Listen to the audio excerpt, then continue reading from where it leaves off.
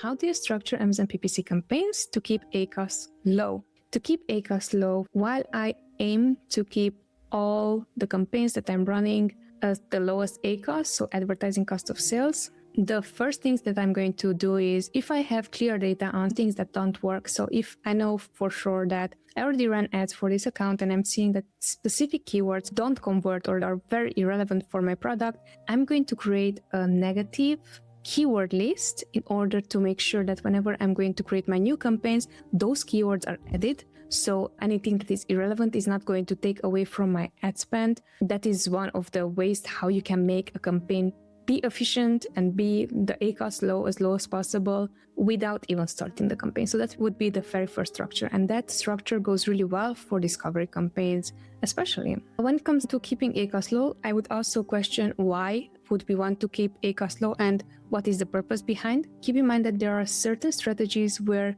even the ACoS is high. I really like, and here shout out to Igor, and I forgot your last name, Igor, but they are from Amazonia. And they're also an Amazon ads agency together with his wife. And they just shared recently a very relevant post that I believe should be heard and thought. It was something like Amazon ACoS was 398% and leave the campaign on because it works. That's something you should be looking into. Is this a campaign to get profitable sales? Then the structure and strategy of the campaign is going to be such. But is this campaign to produce more and more sales, and then those sales are going to become profitable more and more once that you're going to rank organically for specific keywords? Technically, that is a low ACoS campaign in happening. So you are already seeing the future of that campaign. ACoS is going to be low because Amazon, it's really looking at relevance. So if you are going to target a specific keyword that is not relevant for your product, no matter what are you doing, no matter how much are you spending on it,